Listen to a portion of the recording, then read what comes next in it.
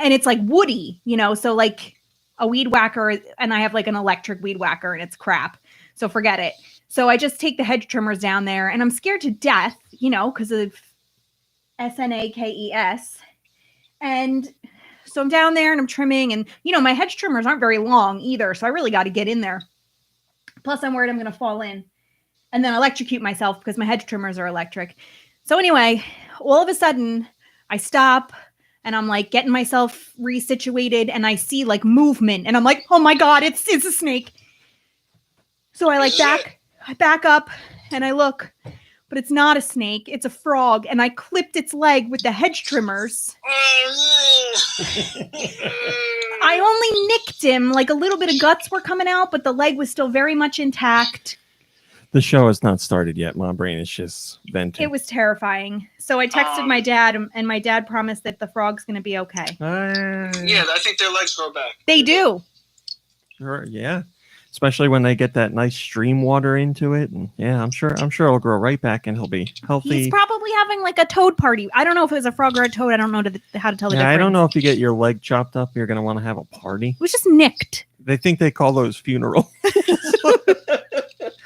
All right, let's do. Do I have to make a prosthetic frog leg? You might. All right, we're gonna start as soon as my mouse decides we're allowed to start. You crochet in one, and like it fills up with water and just sinks into the bottom. That's horrible. Whoa. GoNintendo podcast, Webisode 770, the Palisand podcast. The GoNintendo podcast is a part of the Greenlit Podcast Network at greenlitpodcast.com. Mom Brain? Yes. Can you tell us about Palisand, please? Oh, I didn't even write. You can't. I didn't even write the tweet. Go ahead. You do that, and then I'll take care of the tweet. I didn't even write it. Offer I it to me in the box. It cracks me up. Whatever. Palisand. Is this an appropriate volume and distance from the microphone? Excellent. Okay. It's excellent. I'll do what I can. Each of its grains of sand has its own will. Palisand eats small Pokemon and siphons away their vital essence while they're still alive. Give me your essence. That's horrible. They're 4 feet tall. They're 551 pounds. So they're like... It's sand. Sand's heavy. Wet sand. It's like a sandcastle. I think it looks like a sandcastle. Well, they're both gender, and the category is sandcastle. And their abilities are water compaction, which is also, interestingly, what happens to me on the bidet. Thanks, Mom Ray. My pleasure. I don't think I told you. I watched the Pokemon Detective Pikachu movie. Whoa. I didn't know that. Yeah. I do want to talk about that, but actually, we have a sponsorship to get to first. Let me just tweet out. I blew it already. No. It's totally fine. Let me... What can I ruin? What sponsorship can I ruin this week? Let me just tweet out the link. And then we'll do the sponsorship. Mom Brain, can you... There we go. Can you please get ready with the... Oh, God. You don't have to hit it yet. Just get ready with it. The ta-da? Yeah. Okay, let me... Oh, God. Are we... Can we say hello to people yet? Yeah, go ahead. Say hello to people. Is that what I sound like? Today's May 16th? Today is May 16th. Autumnal Blake and Nico Darunia. Mom Ray, did you want to do this? I'm sorry. No, go ahead, Nikki Hill. Nico Darunia and Autumnal Blake and Nico Darunia and Autumnal Blake and Nico Darunia. Oh, man, these two have a thing going. Steel Diver, Dre Gamer, Anastavia Beaverhausen. Shillelagh is in the house. Popple-san. Dimitri? I don't know how that's pronounced. Like he's never read. Hello, Giant Reggie. Hello, Arcade Token. Have I missed anyone yet? Shillelagh? He said it. Shillelagh, Freddie Fro, Hailey and Tom.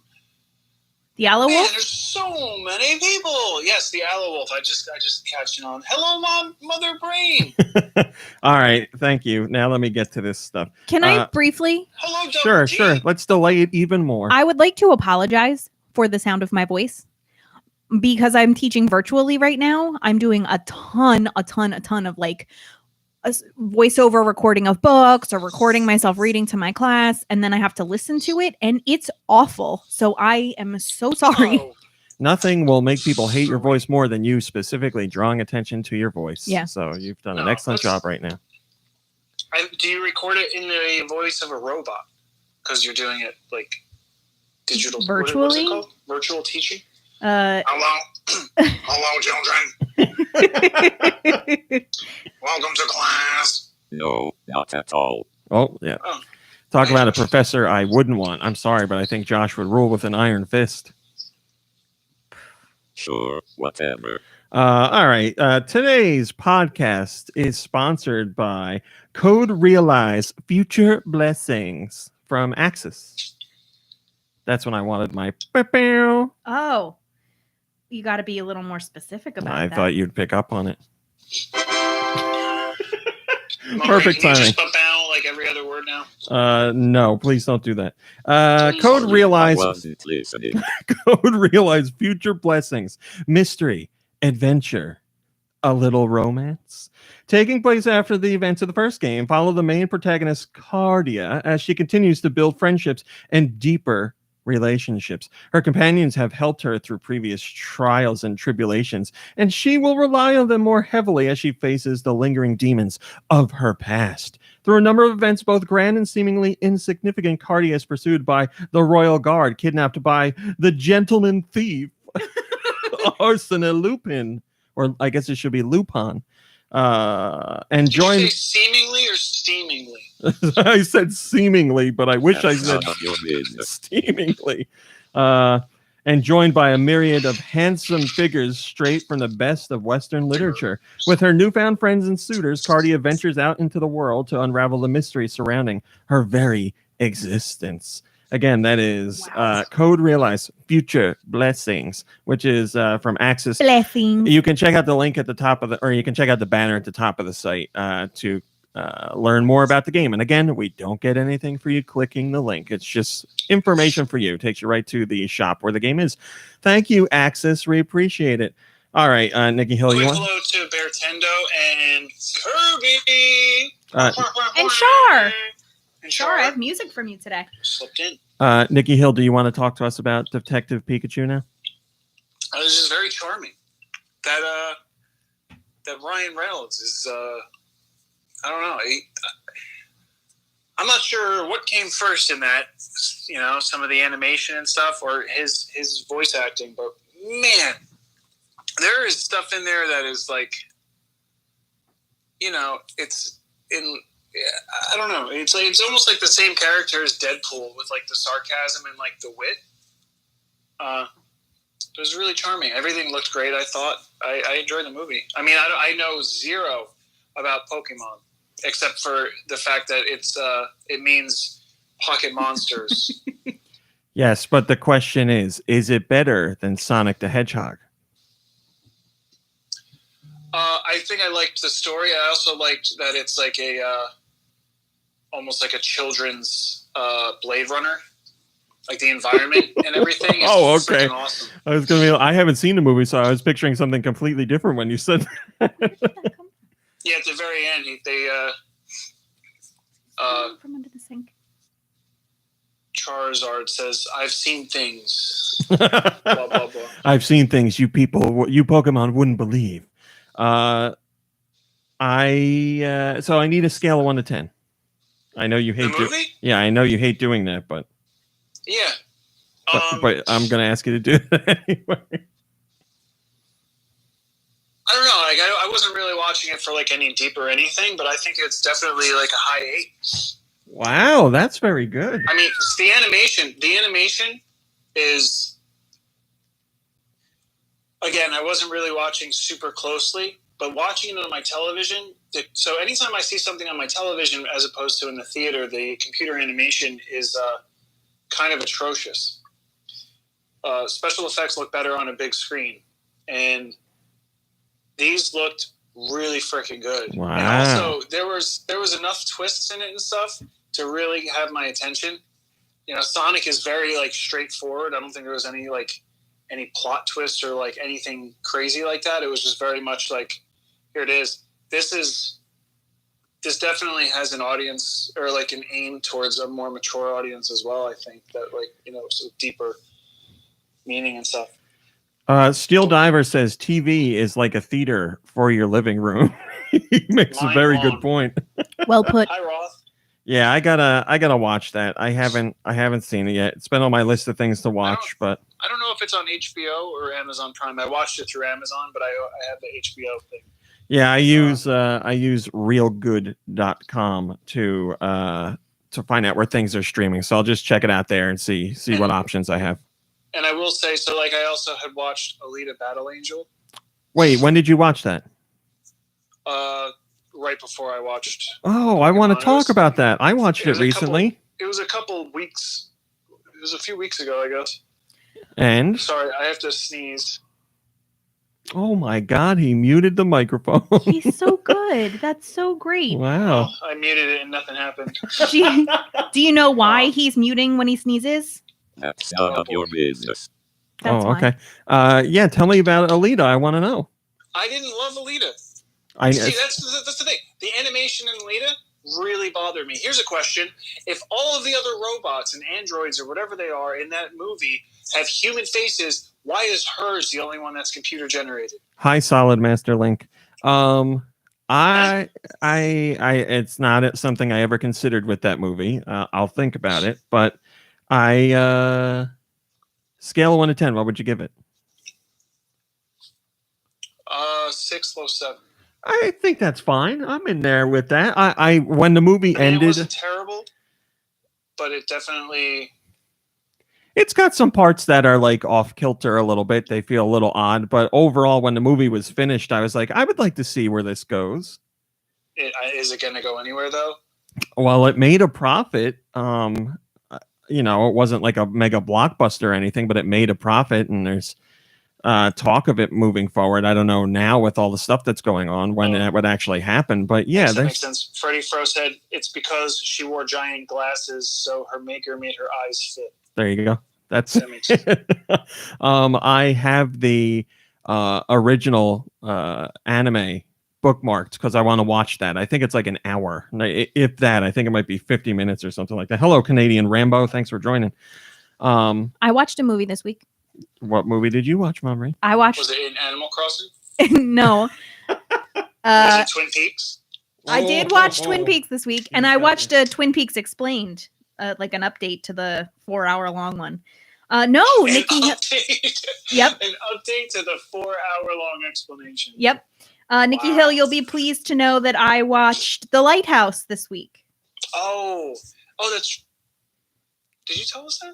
How did you like it? I liked it. I thought it was like a fun, like I enjoyed watching it. Like, do you know what I mean? Like there's like that like experience you have that I enjoyed. Mm-hmm. There were like I enjoyed some of the like dark humor a great deal. The farts? Yeah. Hi, like Ice Grove. Farts? Yeah, they were great. And like, you know, there were a couple other parts that were like really funny to me. But it certainly left a certain taste in my mouth that lingered for a little while. You know, it's certainly not a movie that I would like recommend to just anybody. It's one of those movies that like, you know, maybe like a coworker you don't know very well. You don't really want to be like, hey, you should watch The Lighthouse. And they watch it and they're like, this chick is not right. They go to HR the next day. Yeah. I work in a school. We don't have HR. So it was not. Freddie Fro wants to know if it was too scary. I'm pretty easily startled. There was nothing that was like overtly scary. I would say there's more like mystery and suspense and just like you get it like disorients you, I think. But I wouldn't say it was like a horror movie by any stretch. Yeah, I wouldn't consider it necessarily a horror movie, but it's. So I wasn't aware of it when I talked to somebody else about it. I guess they had just come out of like college, you know, their college education or whatever, and so they saw the connections to like mythology and stuff. Like, Oh right yeah, away. yeah. I didn't see it, but when I read about it, I was like, oh, everything is like, it's all there. Yeah. But And there's a ton of like underlying and like actually somewhat like overt like well, I don't want to give anything away. Yeah, I haven't seen it yet. Jesus, Yeah. I feel like I heard too much already. Canadian Rambo. it's a completely confusing situation. Like when you watch it, but once you understand what's going on, it really makes sense, and it's a lot. It's just, well, I want to be confused. I like movies that confuse me. Canadian Rambo says, I recorded a karaoke track that was inspired by you guys. Canadian Rambo, I see that you said you tweeted me, but I did not see it. Could you email it to me, please? Hello, Dre Gamer. Thanks for joining. I would love to hear this song. I'm very intrigued. All right. We had our usual movie talk, of course. Let me see. There's some things I want to talk about before we get into news. I was talking about over on the Patreon. I did a little post about commercials for video games or trailers for video games, because lately I feel like I don't understand why the hell these companies are picking the songs that they are to promote these games. And I had 3 examples that bothered me just recently. Like Final Fantasy VII Remake, when that I have to hear you complain about that one more when time. that commercial came out, the first commercial for it had oh crap! You ready for this? Boom, boom, boom, boom, boom, boom. Now I forget the name of the damn song. It's the Smashing Pumpkins song. It's one of their very famous songs. The World is Vampire, but that's not the name of the song.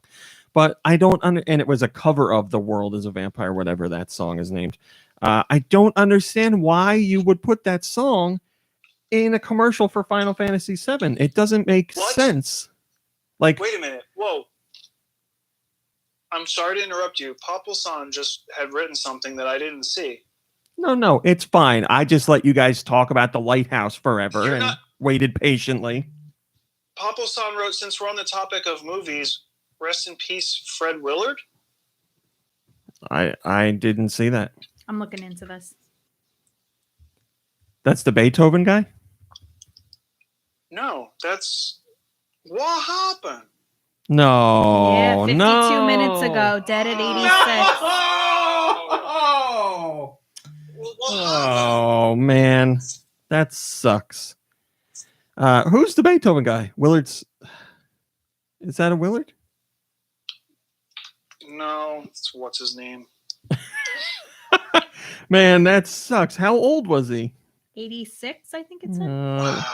I mean, it sucks that he kicked a bucket, but died he was up Friday there. night in Los Angeles of natural causes. He Passed passed very peacefully. Well, rest Charles in peace. Grodin is Beethoven. Charles Grodin. Why was I thinking that? Well, rest in peace. We are certainly big fans of him. He's been on a whole bunch of stuff that we like, including Tim and Eric's stuff. Was he the one that did the organ? Yes. Yep. Yeah. Well, anyway, what the hell was I saying? What were we talking about? Hi, Mom. Game commercials with Yes. music you don't like. My mom is Don't in understand. the chat. Hello, Mommy. Hello, Solid Master Link.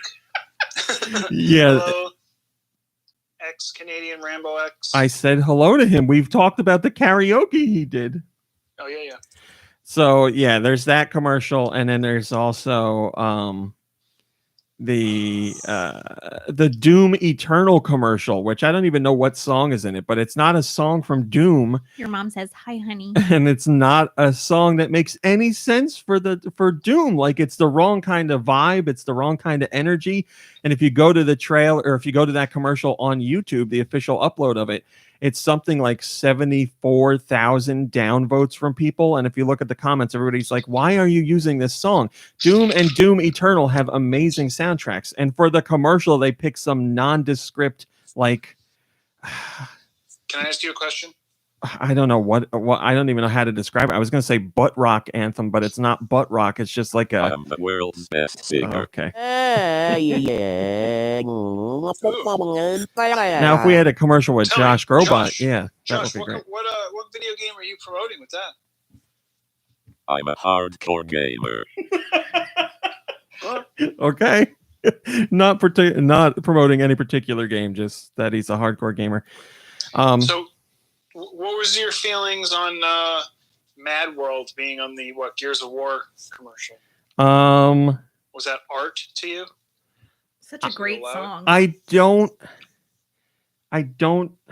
see, that was like the launch of a series. Like it was the first installment in Gears of War. So like, was it? As far as I remember, yeah, that was the first Gears of War game.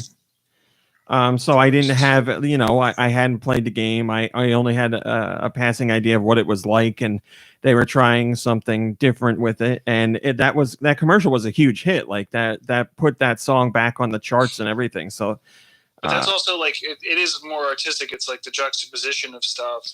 See, there you go. Canadian Rambo says that was how I discovered the Mad World song through that trailer. Yeah, and I mean the Gears of War franchise, for as bro-centric as it is and aggro and all that stuff, it also has its like sentimental moments. So I think that was a good choice. I think it made perfect sense for the commercial that they made. But like the Doom Eternal commercial, it's just gameplay from Doom with some. The song sucks. The song is. Let's say this: the song as a choice for a Doom Eternal commercial sucks. Maybe the song will be good in another instance or another use, but it makes no sense there. And then I was complaining about the song that's in the PGA Tour 2K21 trailer, because it's a rap song from like 10 years ago about your hips swinging, and I get it. Yes, let me see your hips swing. It's a golf game. I understand, but the song it doesn't make any sense to me. Like I don't think the I don't know. You have to watch the trailer. Number 5. No, you'll have to go. I could do the one. Is it? That was Baby perfect. Lock Them Doors. Now, see if that was a song in PGA Tour 2K21, that would be amazing. Baby, lock the door and turn the lights down low. That would be in the new Tiger Woods game. Oh. Yeah, EA hasn't done a Tiger Woods game in at least 5 years. They're done. EA's done with golf games, as far as I know. But I would imagine that Tiger Woods is going to be in this new game. He's not going to be the cover athlete or anything, but yeah, he's part of the PGA. So I would imagine he'll be in there. So yeah, if anybody else has any examples of terrible songs for game commercials, let me know. But those 3 came out in the span of like 3 months, and I was like, what the fart is going on? One more thing I want to talk about before we get into regular news. I want to talk about Solar Opposites. Nikki Hill, you haven't started watching that yet, right? No. For those who don't know, Solar Opposites is a new cartoon from Justin Roiland, the co-creator of Rick and Morty. It's on Hulu. I just finished the series this morning, actually. I was watching it while I worked. And I like the show. I think it's funny. I think it's good. It's not like I don't like it as much as Rick and Morty, but I do like it.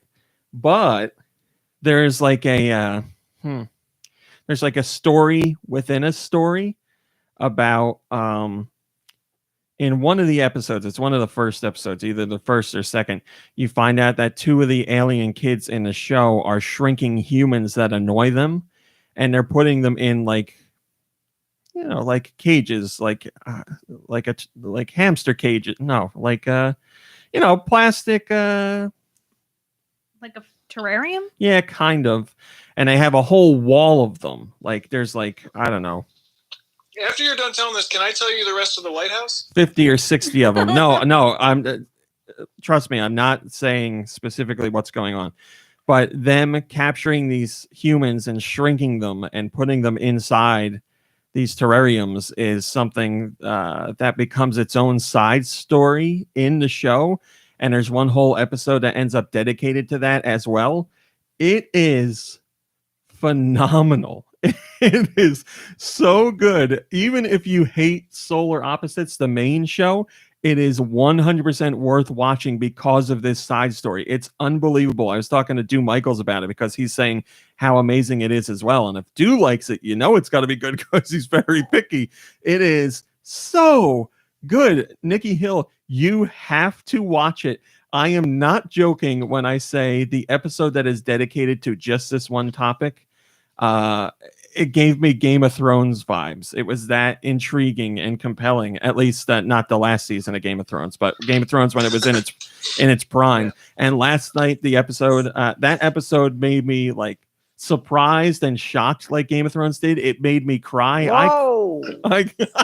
I cried pretty hard at the episode. It's unbelievable. It's such a good story. I wish they would spin that show off into its own thing, but perhaps it's so special because it is not the focus of Solar Opposites. So when you get something out of that little story, you're like, oh, more of this.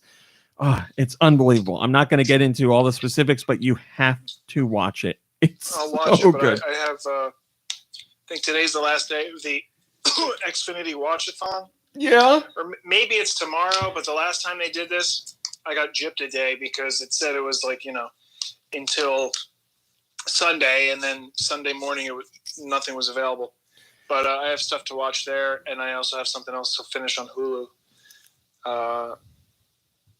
But that sounds like I can possibly get into it. Yeah, I'm sure somebody's going to do an upload on YouTube where it's just all of these little segments strung together into one big thing. Like I said, when it does appear in episodes of Solar Opposites, it'll be like 1 or 2 minutes or maybe 3 or 4 minutes of the whole episode. But one episode in particular is dedicated to just that portion of the show. And the whole story it's telling from episode 1 to episode 8 is unbelievable. So amazing. All right, let's do some news.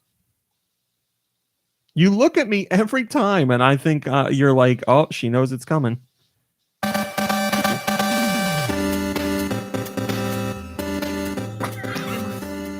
All right.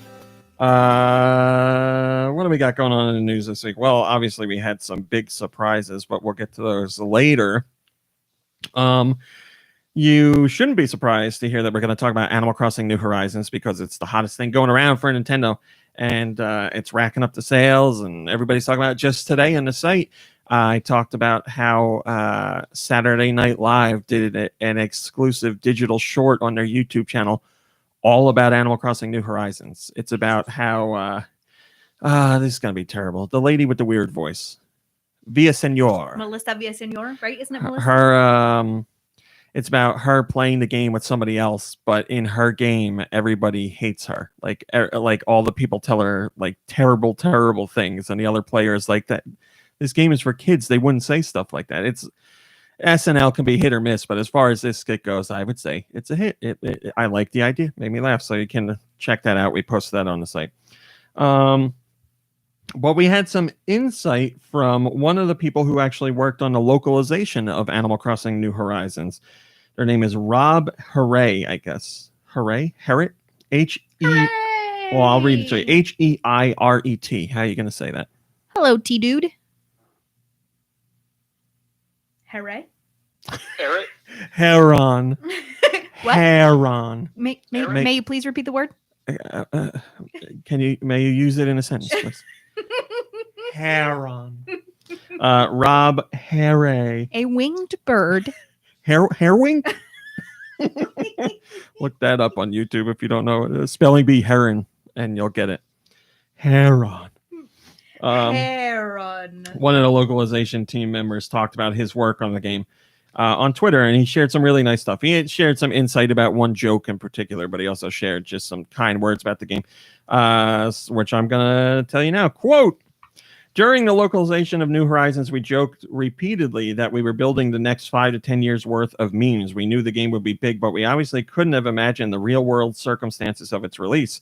We've never had a time like this where safety and responsibility to one another keep us physically distant, and digital tools have taken the place of face-to-face contact. But Zoom and Twitter and the other platforms are by design rather plain. Animal Crossing is different. The Animal Crossing aesthetic is cute. I've seen people here observing that even the tarantulas are cute. Even the chairs are cute. But it's more than cuteness. It's comfort. It's positivity. It's a retreat. If you played the game, you're tired of the sea bass joke. I get it. I'm tired of the sea bass joke, and I wrote it. But here's a secret about the sea bass joke. It was originally, quote, I caught a sea bass. Well, maybe a C- bass. And when we were workshopping the fish jokes, someone pointed out that as a joke, people were going to see many, many times, generally along with disappointment that they didn't catch something better. Maybe it would be better to spin it positive, make it a C+ instead. From a comedy mechanics perspective, it's the same joke, relying on the homophones C and C, C as in SEA and C as in the letter, to change how you perceive the description of the animal. And let's be honest, it would work better as a verbal joke than it does in print, but that fish has sailed. Anyway, my point is we were doing our very best down to the details you might have considered to make this the most positive, comforting, funny game we could. And I know the dev team was doing the same. So it's been humbling to see that the thing we worked on becomes so important to people, in part because of the weird accident of history that it was released during this scary ass time. There's a lot more to that whole statement, but I just thought it would be really Accident, nice. you said? That's what he said. Accident? Yeah, right. John Oliver did a joke about that, which we posted on the site as well. He was talking about how everybody knows that Nintendo released Animal Crossing during this time on purpose, even though we can't officially say that. Everybody knows it's true. So yeah, it was just nice. You don't actually get to hear Nintendo's localization team talk openly like that on Twitter. And to tell you the truth, I'm pretty surprised that they did. I wonder if those tweets are still there, because usually Nintendo doesn't allow their developers to talk like that. But I guess he was, it's a nice message. It's a kind message. He wasn't sharing any deep, dark secrets of Nintendo or anything. So I guess it's okay. Things happen for a reason, right? But unfortunately for Nintendo, Animal Crossing coming out during this whole stay-at-home thing is not going to help them, because they're doomed.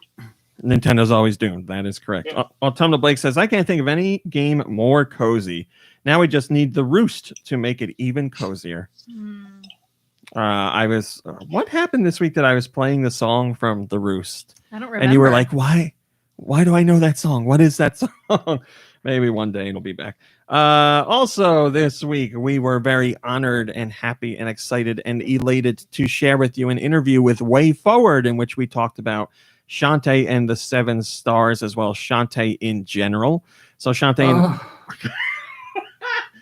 and the 7 stars is coming out May 28th, I believe, on the Switch. You can get it on Apple Arcade right now if you want, in 2 different parts. But if you're waiting to play it on a more traditional platform, it comes out on Switch May 28th. So we talked about the development of the game, why it went to Apple Arcade first, what makes this Shantae game different from the other ones, some of the struggles they had during development, blah, blah, blah, all that good stuff. We also talked to them about Shantae animated features, because this Shantae includes a number of animated hand-drawn cutscenes that were done by Studio Trigger, which has done some amazing anime. I'm gonna get my anime wrong here. Gurren Lagann is Studio Trigger, I believe. I want to say Kill La Kill is Studio Trigger. I believe there's some new there's some anime about a lady that or a rat. A lady that becomes an animal. That is not correct. It's coming to Netflix next month. It's a lady that becomes an animal, and she lives in a world where, she looks like a human, but she also looks like an animal. And in the world, in this anime, people are upset. There are some people who discriminate against those people who look like animals, and she goes to live in a special city where those type of animals are accepted. Sure, Rami. Yep. You just keep talking about your fever dreams. What company is this? Studio Trigger. Yeah, if you could look them up and find out if I was right with those two, that would be great. Gurren Lagann and Kill La Kill. Kirby says it's about a lady who has to become naked to advance the plot. That is Kill La Kill. Kill La Kill. Yes. I don't know what the other thing you said is. Gurren Lagann. Gurren. What is it? Sorry. Gurren. We're going to the store. when supernatural battles became commonplace, Space Patrol Luloko, Kisnavier, Kisnaver, I don't know. All right. Little Witch Cat, Okay. Academia, Okay. I don't need a list of everything they've done. Darling in the Franks. I need to watch that. I haven't seen that yet. Anyway, we were talking about the animated cutscenes in Shantae and the Seven Sirens. I probably said 7 stars a whole bunch of times now, and that's not right. Shantae and the 7 Sirens.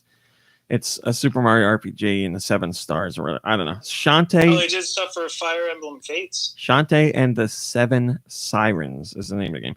But yeah, we talked to them about the animated cutscenes to see if they had any aspirations for doing maybe more animated shorts or maybe like an animated series in general. And Way Forward says, we would not hesitate to make animated shorts or a TV show if the opportunity presented itself. Well, let's make that opportunity happen, damn it. Netflix has animated series based on games that are doing well. They have Castlevania, which had its 4th season greenlit shortly after the 3rd season debuted. The show's been a huge success. I would imagine there could be an audience for a Shantae cartoon on Netflix, especially with Netflix's big focus on anime in recent years as well. So why the hell not? But if you want to learn more about the game and all that jazz, you can check out our full interview. Thank you to Way Forward for talking with us about all that. Really, Saria says, yay, Shantae. I'll definitely be picking up a PS4 copy.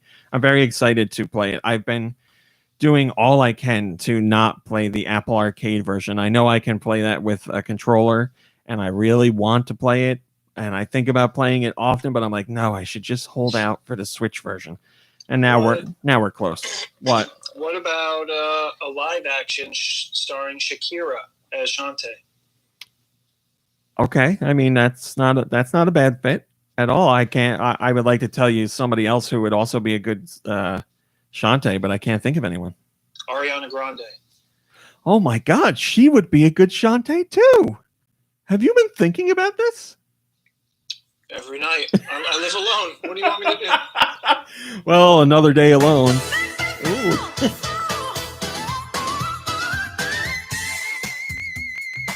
Another night alone. I guess I'll go through my list of women who would be good. Gerald Beaverhausen is here and says, very long time listener, watcher. I've always watched the recorded YouTube version during the week while at work, but I made the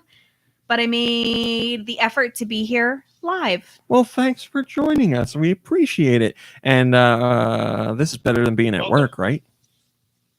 And then Gerald said, and oops, now I got to go. You got in trouble. Not allowed. Well, thanks for popping in for a second. And Ridley Saria.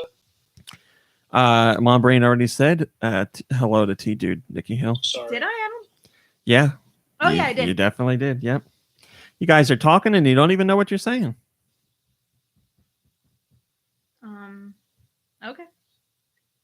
I thought you were going to answer with a soundboard. I was gonna, and then I... Hi, Josh. How are you today? Well, Josh is awfully slow lately. Never mind, Josh. It's all right. Hailey and Tom says Sherry O'Terry as Shantae. I'm sure Sherry O'Terry would be happy to do that because she's not in a lot lately. Is she in anything? I don't know. I don't closely follow the career of Sherry O'Terry, but I would. Hello to my fans. Oh yeah. Hi, Josh. Thanks for joining us. Sure, whatever. There was a new Harvest Moon announced for Switch. I'm the world's best singer. Go ahead. That's none of your business. Harvest Moon, One World. Yep. I knew that was coming. Harvest Moon. A big hello to my fans. One World was announced for Switch. One World will be launching later this year. Fledgling farmers will explore an entire world full of new and familiar faces, unique villages, and adventurous challenges while managing their growing farm. The new title is being developed with an all-new engine and graphics. So Those farming games are so hot right now. Simulation farming games, like No, not at all. Josh, they 100% are. Mom Brain, will you back me up? I'm a hardcore gamer. Oh, Irrefutable. is he saying that games like Harvest Moon aren't for hardcore gamers? Filthy casuals. What? we should have. We should. No, I don't think you should talk about it. Okay. Steve Nintendo says, I'm not hugely familiar with this franchise myself, but I've heard good things. I'm sure some people will be over the moon when they hear this news. I'm sure they will. I saw that there was a lot of pushback against this game. I don't know why. I didn't read into it because, there's enough negativity on the internet. I'm not like, oh, I need to see why people are mad about this. The force is strong with this one. I love this clip so much. So I don't know why people were complaining. Maybe somebody, Mom Brain or Nikki Hill, if you could keep an eye on the chat, maybe somebody in the chat could tell me why there was such a backlash when this was announced, because I got no idea. Also this week, we had a special impressions video for Xenoblade Chronicles Definitive Edition, as I've been spending my time playing that. Giant Reggie says people are mad because modern Harvest Moon isn't the Harvest Moon from the N64 days. Well, yeah, I'm sure that's the case too. Yes, this Harvest Moon is different from the Harvest Moon that I like.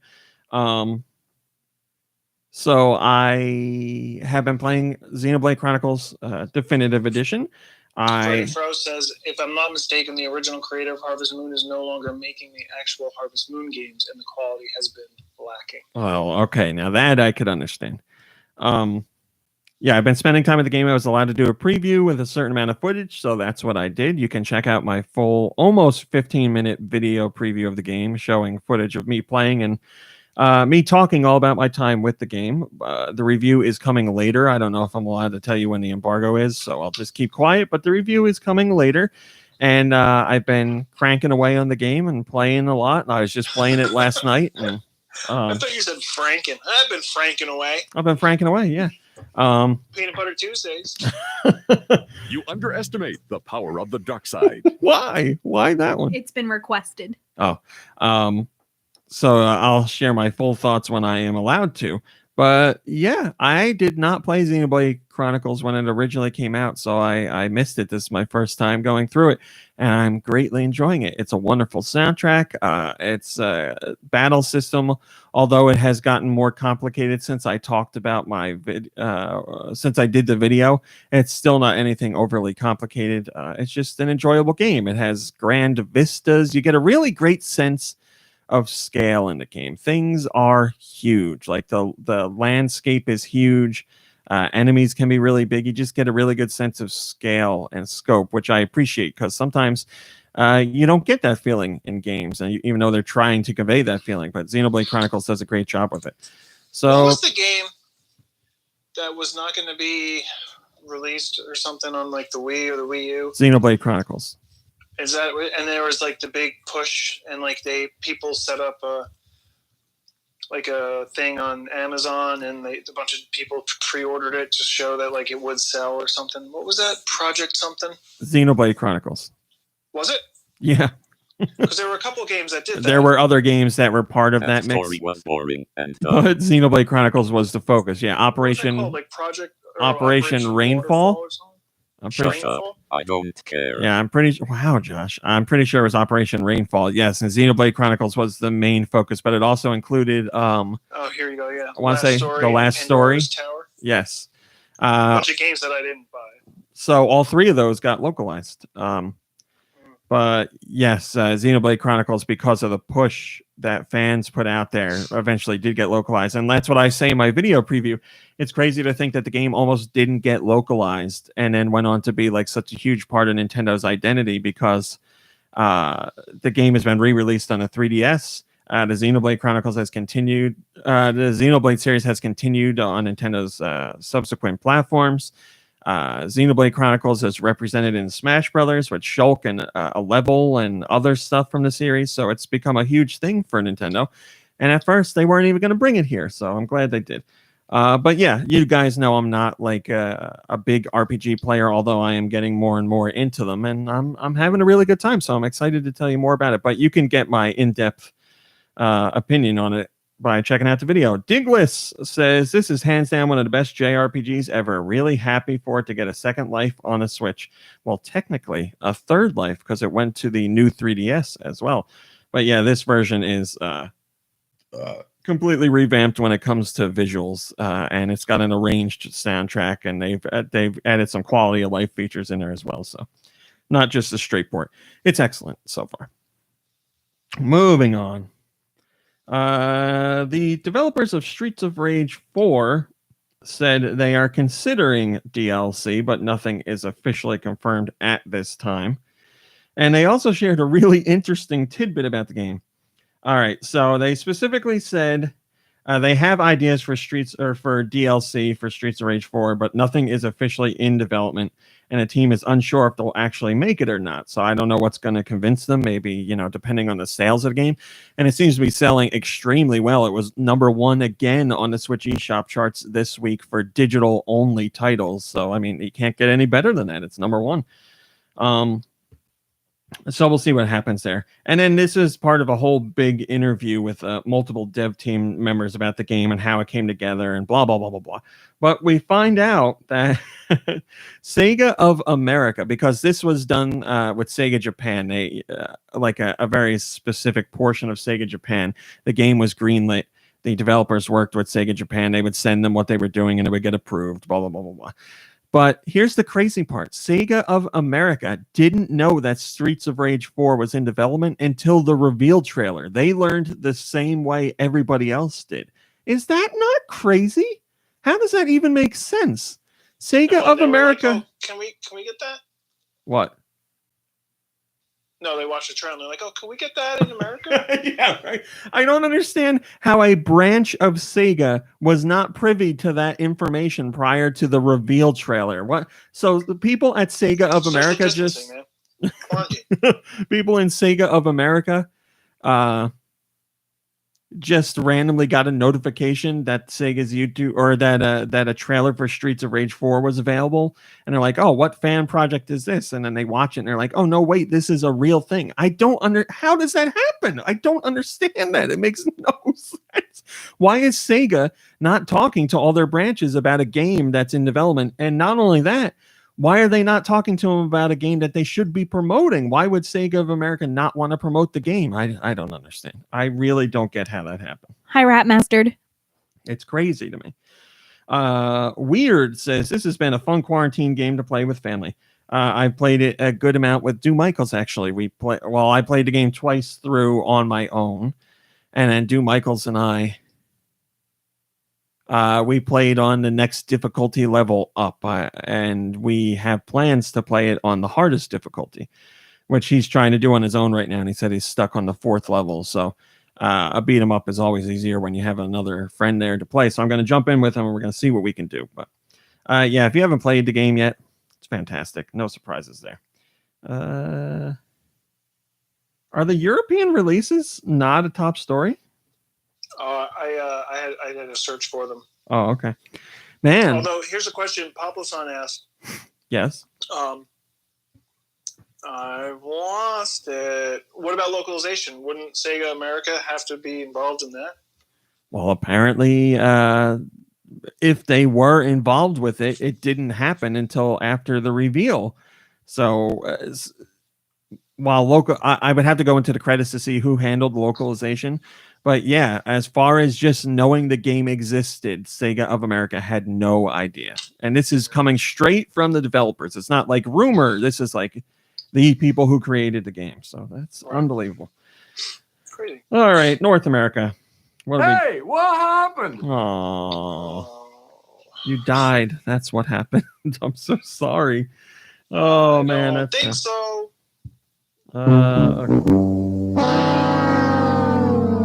North America, we got the wonderful 101 remastered, Cisco's favorite game. Yes. But hold on. That is not out until the 19th, right? Well, it's out for backers. If you are a Kickstarter backer, you should have your code. Warhammer 40,000 Mechanicus. Yes, Whoa. That's what it is. Dungeon of the Endless. Hatsune Miku Project Diva Megamix. Blah, blah, blah, blah, blah. Also, 80s Overdrive, Arcade Archives, Mag Max, Armed 7 DX, Bomb, Cannibal Cuisine, Carnage Battle Arena, Cooking Simulator, Emma Lost in Memories, Gates of Hell, Golf with Your Friends, Greedroid, Hardcube, Greedroid? Greedroid, Greedroid, Greedroid. That kid's a total greedroid. You see the new foreign exchange student come in? His name's Greedroid. Oh, man. Ion Fury, Jet Ski Rush, Kakuro Magic, Colot, Oddworld Munches Odyssey, HD, Piano, Roulette, Satazius Next, Star Horizon, The Eternal Castle Remastered, The Experiment Escape Room, Thy Sword, Travel Mosaics 3 Tokyo Animated, TT Isle of Man Ride on the Edge 2. That is such a weird name. Mega Doo-Doo. DD Mega Doo-Doo Ride on the Edge 2. Wolfflame and Zengi or Zenge. I don't know. How would you say this? Zenge. Zenge or Zengi? I would say Zengi. Zengi. That's your North American releases. Let's see what you had to say. Steve Nintendo says, what a wonderful list of sweet releases. I backed the Wonderful 101 at the physical tier, so I'm going to have to be patient and wait a little longer. No big deal, though. I have plenty of great games to play. Just got my boy KK to perform on my island. Well, then, you were surely entertained. Josh, will you do us the honor, please? What are the next European masterpieces? Let's find out with Nicky's sweet releases. Nicky Hill, if you will. Is that what I sound like? Yeah. Is that what I sound like? Is that what I sound like? This week. Is that what I sound like? Euro. What? I'm leaving it up to you, Nicky Hill, because I don't have the list, so I'm For $1. I'm trusting you on this one. All right. Well, here we go. Greedroid. Hello, class. We got a new bongo. Travel Mosaics 3 Tokyo Animated, Jet Lancer. That sounds like a real cool guy's name. Ash Le Guin is. You are Ash Le Guin. It's pronounced linguini. Jet Lancer is better than the actual character. Wait, Jet Lancer's main character's name is Ash Le Guin? Yeah. Man, it's such a great Ash name. Le Guin, badass pilot, highly paid mercenary, and flight school dropout. And fan of Linguini. The Elder Scrolls Blades. Oh yeah, a free game. that's out in North America as well, but Nintendo announced it last week in their press release and then removed it from their press release and then didn't mention it this week, but it's out. Hunt Down, all one word, Hunt Down. Portal Knights Legendary Edition. The Experiment Escape Room. Super Mega Baseball 3. Island Saver. Galgun 2 Complete Edition. I think, is that out in North America? Did you say that this week? Isn't that Wonder Woman? Gal Gadot? Gal Gadot? Galgun. Come on now. You get 20 extra. In this Complete Edition, you get 20 pieces of costume downloadable content. I'm sure all of them are lewd and risque. Oh, here's what I was wondering. So it's Wolfflame. It is. It's Wolfflame. Wolfflame, yeah. It's not Wolf Flame. It's just Wolfflame. No, it's Wolfflame, yeah. Pretty lame. Armed 7 DX. Satazius. Next. Shmup Collection. Hold on a second. Mom Brain, can you give me the Millionaire music, please? Do you know where that is? Mom Brain. For $1,000. What is a shmup? Shoot 'em up. Final answer. You are correct. I know. You can stop the music. All right, Nikki. I was gonna say Greedroid is a shmup. You see that new kid, that new kid shooting Greedroid? He's a real shmup. Is that what I sound like? You can't say that anymore. Our parents used to say that. You can't say that. Star Horizon, Carnage, Battle Arena, or Battle Arena, TT, Isle of Man Ridge, DD TT, Isle Mega of Man Doo Ride Doo. on the Edge 2. TT Manridge. TT Manridge, my man. mom's making Manridges for dinner tonight.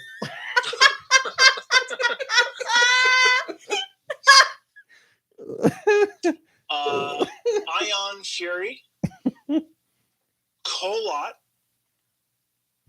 Yeah, I checked your paperwork. You got a blood colon in there. Don't worry, you'll shoot that thing out. Just run around for a little bit. This is a mountaineering game. I don't know what that is. Roulette, Blackjack, Cooking Simulator, Oddworld, Munches, Odyssey.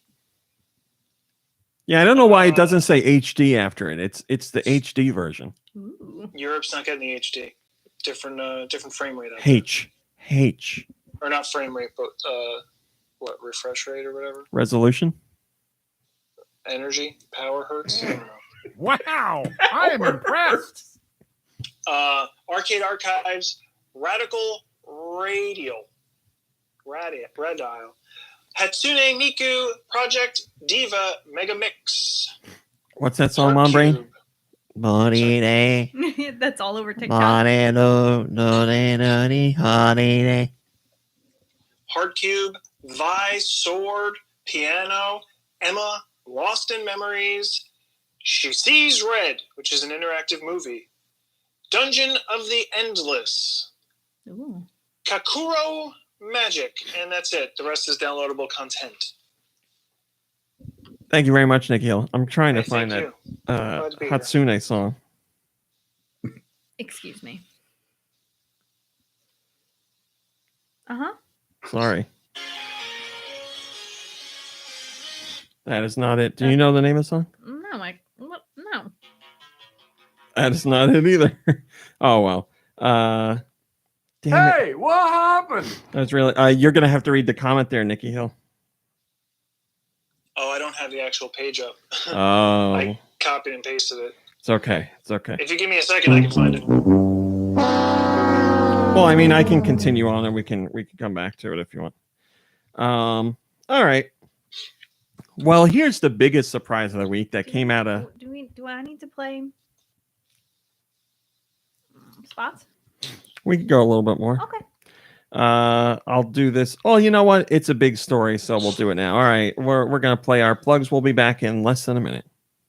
On Apocryphals, we talk about the parts of the Bible that a lot of people skip over. Like the wizard battles, The angel jacuzzis, a goat full of sins, 500 drunk elephants, and a man named Porky Party. and yes, that's all really in there. All this and more on Apocryphals every other week on the Greenlit Podcast Network.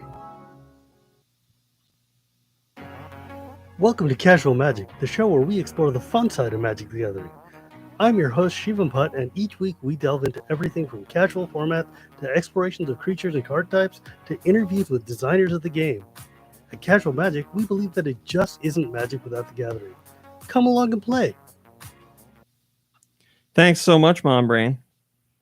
You're so welcome. All right. So So I have the Yes. thing. Yes, the comment. Go right ahead. Yeah. The only comment on this comes from Steel Diver. It says, not a top story, eh, Luigi? God damn it, he's good. All right, this week had a very big surprise. We heard that Nintendo's plans for whatever they were going to do around E3 were really thrown out the window because of the pandemic, and obviously E3 is not going on, and That's not possible. they just have been struggling to figure out how they're going to show and promote titles that they were planning on putting out at a certain time. Blah, blah, blah, blah, blah. So we've been hearing that they're just going to drop trailers for things and be like, hey, here's this thing. It exists and it's coming out. And that's exactly what happened this week because we found out the long-standing rumors were true. There is indeed a new Paper Mario game, and it's called Paper Mario: The Origami King. and it comes to Switch on July 17th. So it's right around the corner. It was a 1-2 punch of, hey, here's a new Mario or a Paper Mario game, and it's also coming out really soon. July 17th. What are we? Just over 2 months? Yeah. Just over 2 months away. It looks a little less RPG-ish, though, right? A little more Super Paper Mario-ish, kind of? No. It looks like a Paper Mario game. It just looks like something I could have fun with, but trailers are deceiving. No, all the paper, I want to say most of the Paper Mario games let you run around in an actual environment, and then you jump on enemies to activate the fights. So it looks the same as the others. Yes, this is all about origami. Looks great. So I'll read you what Nintendo officially says. It looks great. A special invitation to a colorful paper-crafted world has arrived. Princess Peach is welcoming Mario and Luigi to attend the Kingdom's Origami Festival when the Paper Mario The Origami King game launches on July 17th. There's one tiny wrinkle in the festivities, though. Princess Peach seems a little strange. You can learn more about her behavior in the debut trailer. Yeah, if you watch the trailer, she's like crazy. She's like... It's a little eerie. There's a great line in the beginning of the trailer that it's like something about, will you crease yourself or something like that. She's basically saying, like, are you going to bend the knee? Are you going to bow down to royalty? Or are you going to suffer the consequences? But yeah, the beginning of the trailer is very like dark for a Nintendo. It's very cool. I really like it. But it seems like Mario is going to be teaming up with Bowser, because it seems like Mario, Bowser, and Bowser Jr. end up escaping the castle while crazy Princess Origami Peach is causing all kinds of trouble. And they're going to be working with Mario and Bowser Jr. to get things done. But also it seems like there's going to be partner characters again, which is something that fans have wanted for a really long time. Paper Mario the 1,000-Year Door had partner characters that people really loved, and fans have been really hoping that Nintendo would go back to that partner mechanic. And it's not 100% confirmed, but we can definitely see that you will have partners on your adventure, and it seems like they appear during battle too, so they'll be able to help you fight. That's not 100% confirmed, but it does seem like that is the case. But yes, as far as partners go, it seems partners will be much more involved than they have in more recent installments in the series. So it's origami, and then, Mario's got special abilities where he gets like origami arms that he can stretch out and like reveal secrets behind the scenes. It's a Paper Mario game. Also, the battle mechanics look... Thank you so much for playing in my game. The battle mechanics look a little different because it looks like enemies are on like a rotating wheel, and you have a certain amount of time to line enemies up to do damage to them. But there's going to be times when you can't line all enemies up at the same time, so they'll be able to avoid damage, and the turns will continue, and blah, blah, blah. So there's another layer to the... layer, get it? Because it's origami. There's another layer to the battle mechanics than just like the enemies run in and you attack them. It looks really good. Visually, it looks super impressive. All the Paper Mario games look really good, but this one in particular looks amazing. And the cutscene, or like the action scenes that they show off of like Mario and Bowser jumping out of the castle in the beginning is very cinematic. And they always put the paper stuff to really good use. They have like it looks like the kingdom's under attack by traditional paper airplanes that are flying in and dive bombing people. It looks great. It really, really, really looks great so far. Mario's new ability is called the 1,000-fold arms, which allow you to interact with the landscape by stretching out and pulling, peeling, and revealing new locations. That helps you solve puzzles and uncover unexpected surprises. I also heard that Paper Mario with those 1,000-fold arms or whatever you just called them, is going to make an appearance as downloadable content for the game ARMS. Is this a dues rumor? No, this one's actually true. Also, it says you'll be able to enlist the help of characters old and new, including King Ollie's good-natured sister, Olivia. And Bowser says, "Whoa!" So yeah, it looks awesome, and it's coming out really soon, and I couldn't be more excited. And the day that this trailer was revealed, it was the #1 trending trailer on YouTube. finished today as #1. So people are excited. It was front page of Reddit. Yeah, I saw it on the front page of Reddit. So yeah, people are hyped. Steve Nintendo says it's a new game, everyone. It's a new game. So exciting. It is very exciting. Yeah, people have been like, what does Nintendo have for the second half of the year? Are they not going to have any games at all? I don't understand. Yeah, well, Hurry up already. here's one already. Like, we just got Animal Crossing, and people are like, where's the next game? Yeah. When's and the then people next are going to game? get this, and they're going to play it, and they're going to beat it in the first week, and then they're going to go, okay, what's next? Yeah, you know, That is the problem with the world, is that no one can be satisfied with the present. I don't think it is a problem with the world today. Don't Because brandish that I think it's just screwdriver at me. something that younger people feel. Because when I was a kid or a young adult, I had more free time, so I could play games quicker. And I'd be like, oh, this is already done. Now what am I going to play? So I understand that feeling. But as you get older, you're like, there's too much stuff. I don't have enough time. Funny you should say that, because as I was power washing the house today, outside, day 2, I started yesterday. Lorraine, you're hugging all that fun. You're not letting Rami do any of it? I know. Well, I think he'd really enjoyed the power washing situation. I would put it in my mouth at least once. You can't. It hurts. I power washed my Oh, foot I yesterday would- by You accident. Through the back of your head. I would do it. As I was outside power washing, I stopped for a second, and so it was quiet, and I heard like 2 young girls like talking, and they were on their bikes, and I wanted to shout out to them, like holding the power washer wand, like, don't grow up, like you're out riding your bikes and I'm here power washing a house. Nobody told you had to do that. You're doing it for fun. I was doing it for fun. And that was what I was thinking in my head. I was like, wow, look at me. Like, this is fun for me. I'm a grown up. Whoa. Where did it go? You just had it. Whoa. There we go. Also, we have a rumor this week, which is another long-standing rumor, but it comes from one of the top sources in recent weeks. The guy over at VentureBeat has been dropping little tidbits, and all of them have come true. And he once again brought up a rumor that we've heard for a long time now, but apparently it's coming soon. Nintendo is going to be bringing Pikmin 3 Deluxe to the Switch. So Pikmin 3 came out on the Wii U, the system that nobody owned or played. And Pikmin 3 was a fantastic game. But since nobody had the chance to really play it over there, it makes a lot of sense for Nintendo to bring it over to the Switch. The rumor is it's going to be called Pikmin 3 Deluxe, and it is coming soon. So we could have another situation where Nintendo just drops a surprise trailer, and they're like, hey, Pikmin 3 Deluxe, here it comes next week. Who the hell knows? But I'm super excited because, like I said, a lot of people didn't get to play that game. I loved Pikmin 3. I loved the whole Pikmin series. Nikki Hill, you've never played a Pikmin game, right? No, and you're not going to get me to. I enjoyed Pikmin. Oh. Well, I guess I'll just move on. Dew Michaels was saying last night that he's excited to check it out if this rumor is true, because he did not play Pikmin 3 on the Wii U, even though he had a Wii U, and he is a Pikmin fan. He just, I don't know, the circumstances didn't align.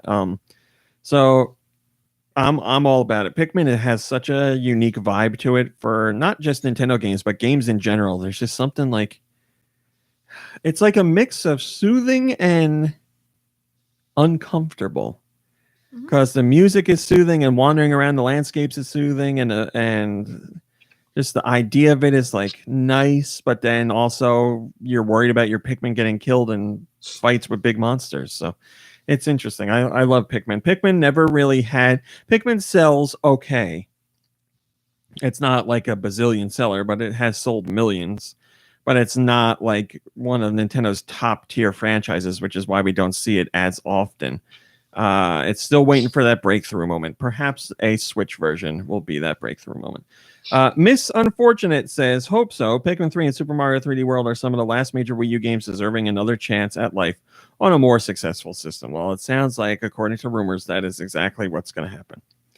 Nintendo has filed a new patent for their quality of life efforts.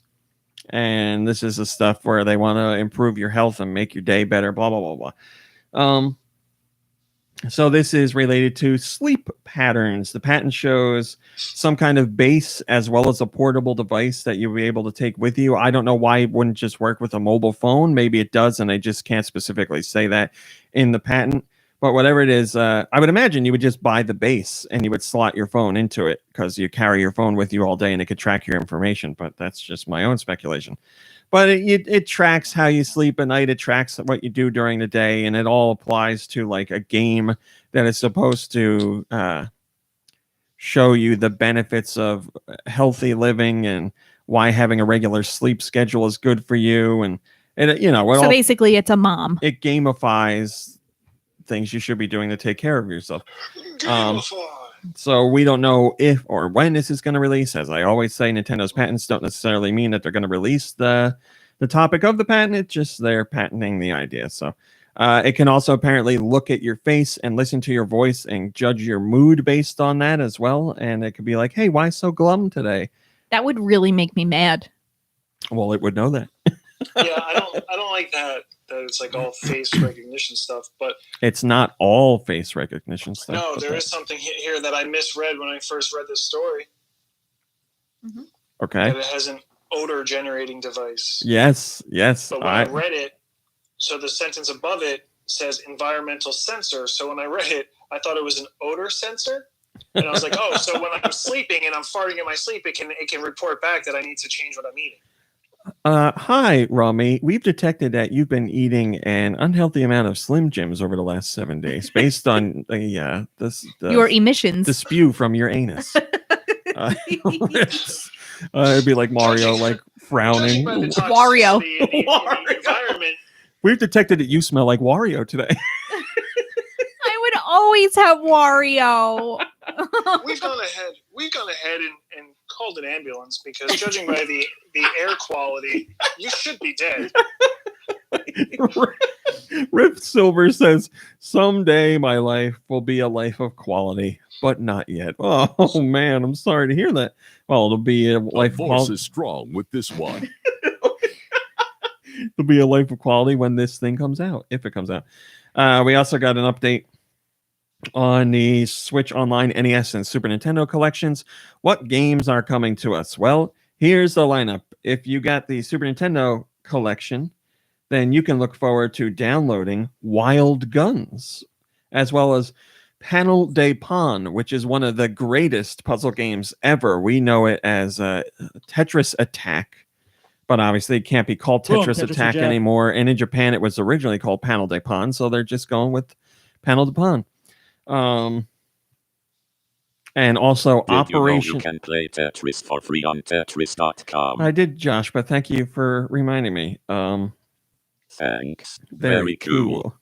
There's also Operation Logic Bomb. On the NES, you'll be able to get Rygar, the classic game about a man who throws a giant spiked yo-yo at his enemies. And these are coming May 20th. They will be added to the service. And I'm sure when I go to the comments, there'll be people complaining. Wait a minute. What is the cover of Rygar? Is he patting like a weird pig man on the head? He's throwing that yo-yo on the cover, isn't he? Oh, I can see it in his post? No, he's got fire coming out of his wristlet. Ridley Soria says, finally, I've wanted NES Rygar ever since Virtual Console was a thing on Wii. Well, I'm glad you're getting it. I played Rygar. Oh, yeah. No, he's throwing the thing. That's the thing. That was the artist's representation of the spiky yo-yo. But that's not. No, that's fire. That's definitely yeah. It's like the cover of the original Mega Man game. Whoever the hell drew that had no idea what was going on in Mega Man. He's patting a good boy on the head. Like, who's the good boy on the bottom? Oh, I didn't even see that. What is going on there? And behind him, there's like a lizard climbing a tree or like holding on or something? I'm looking up this cover like individually so I can get a better look. Look at this. Yeah, what is he doing? What has he got his... Man, this cover's amazing. Yeah, he's patting some weird monster on the head. There's some other weird creature climbing up a tree in the background, and he's fending off bats. My brain. Look Actually, at this. The creature in the back looks like Dennis Hopper as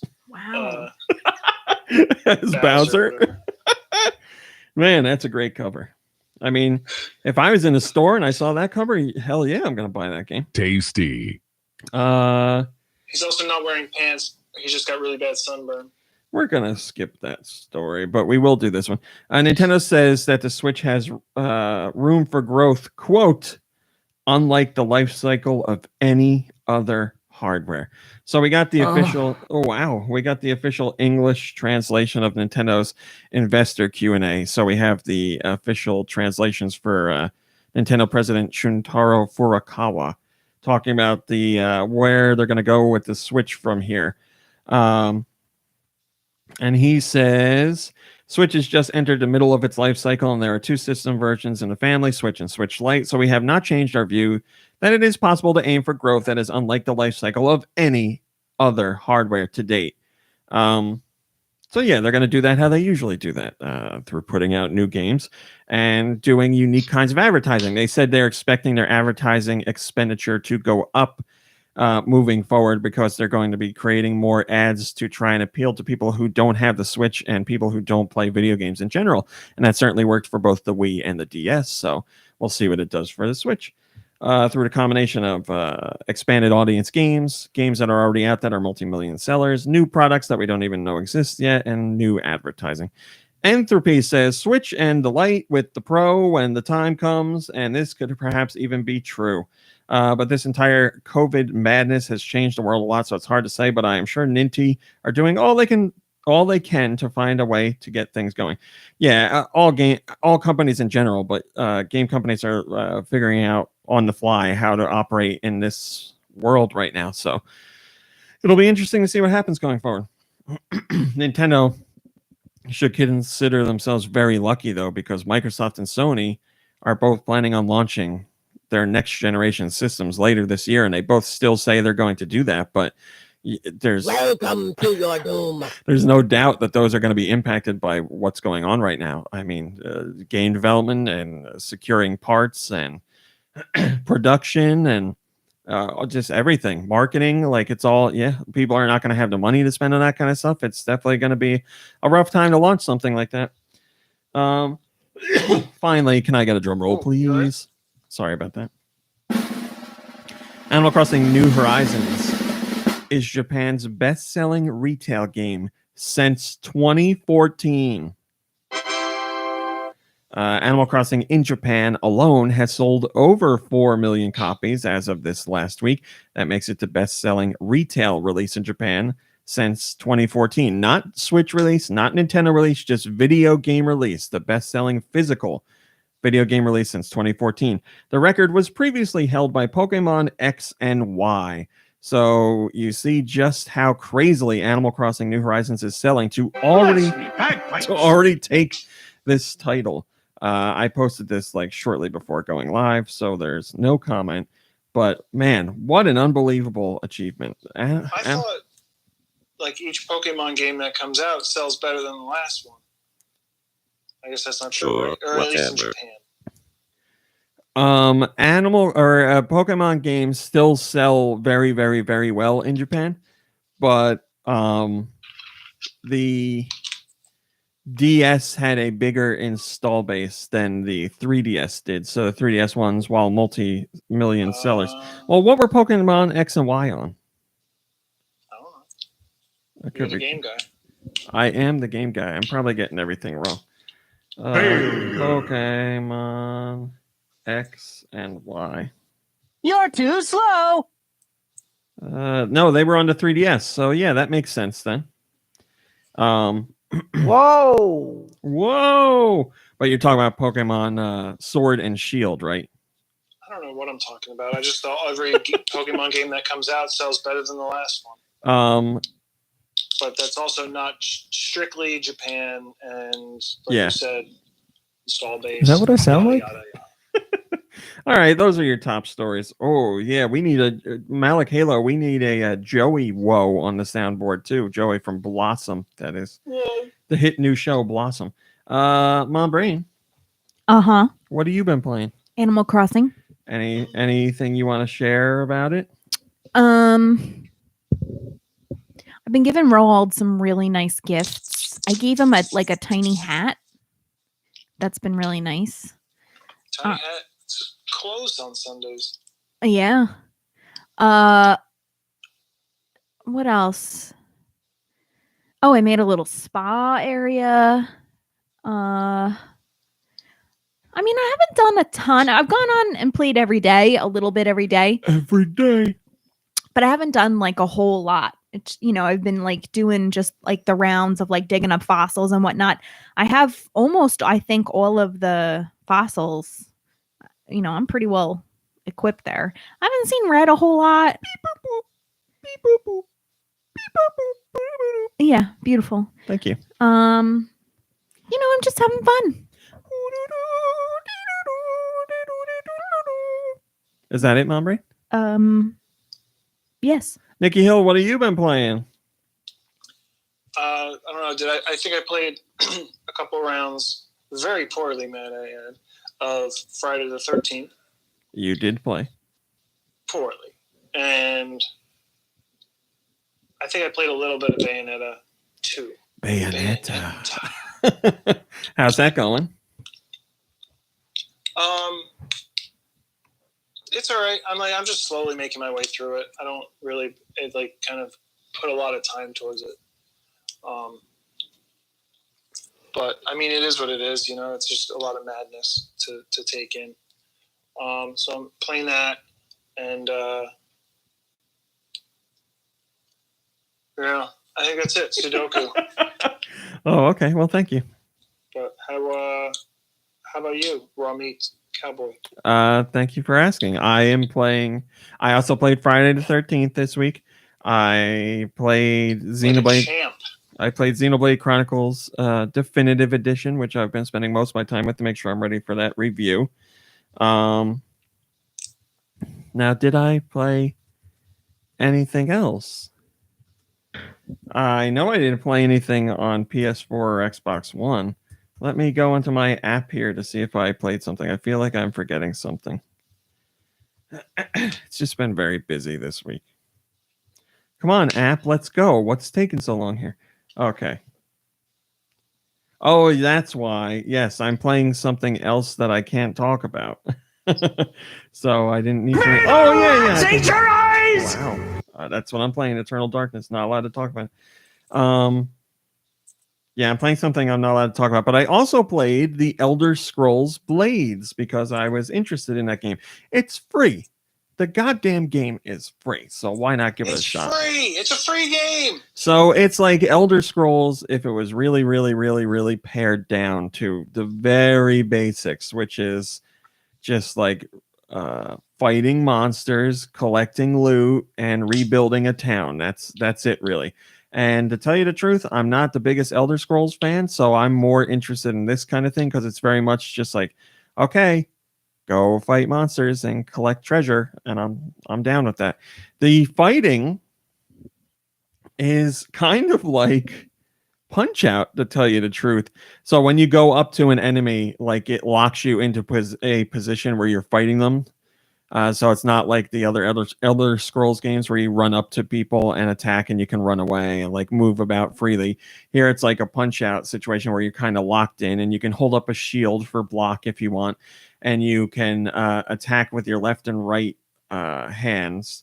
So you swing a sword from either side of the screen. Or you can throw fireballs and do other magic. But you have to dodge enemy attacks or block them. And if you do that, sometimes they get stunned and you can go in for a hit. So it's a lot like Punch-Out, honestly. Yes, Nikki Hill? Do you have more than just a left and right hand? No, I'm human. Okay. Well, you said you attack with your left and right hands. Just didn't know if there were more. So yeah, I mean, I like it. It's very simplistic, but I really don't have any complaints. Like I said, it's free. I guess you could have complaints for a free game, but I'm not going to be like, I can't believe you're doing it. It's free. What the hell? It's a free house. But I'm enjoying it. There's also a mode that's an endless mode where you go to like gain experience, and as you're going through floors in a dungeon, and each level down you go, the harder it gets, but the rewards are better too. So they're randomly generated. It's fun. I like it. It's very enjoyable. You can pick it up quickly and play a mission or two and be done in like 20 minutes, and that's that. I was playing it while I was sitting in a bathtub. It was fun. Baby, lock the door and turn the lights down low. I really don't have any complaints about it. The sluice. I honestly didn't know that the fighting was going to be somewhat similar to Punch Out, which kind of interests me. It's like, the back and forth that you have in Punch Out. So it's I like it. I know. Hello, After Noobs. Hello. You said Mine Without a Cause, right? I don't. I know people are like, it's a mobile game and it came to the Switch. Yeah, it is. If your criteria for not playing a game is that it's never been on mobile, then I guess you're not going to be able to play this because of the arbitrary rules you gave yourself. But if you're open to playing a game that was on mobile and is now on Switch, then you can play it on Switch for free. So I think we missed Joe is cool as well. Did Joe is cool. We have to leave. That's it. That's all that I played. I'm just really putting a lot of time into Xenoblade to make sure that I have that review ready. I spent a bunch of time in the eShop. It's not really a game, but I've been trying to find a game to play, or at least to buy, because we all know I'm probably not going to play it. But I was going to get the Wonderful 101, but that was not available. And soon, right? But if I want the physical retail physical copy, is that what I sound like? Unfortunately, it is. You have to do the Kickstarter. Yes, I have to wait until June 30th or something. Well, I mean, if you really want the physical one that bad, then that's your option. I'm sorry. It's just a matter of space and memory. So you either buy a physical game or a micro SD card. Right. Well, no, buy the physical game or a micro SD card and the game. Yeah, but the micro SD card will open up an easier path for buying future games. Right. But it's also going to be a bunch of money and then $40 rather than just $40. I mean, yes, I'm right. I would not say a bunch of money, but yes, money. It would be money. How much is it? How much is an SD card to you? Well, For $1. Money bags. Well, remember also physical copies of Switch games often cost more than the digital copies, so you'll be spending more anyway.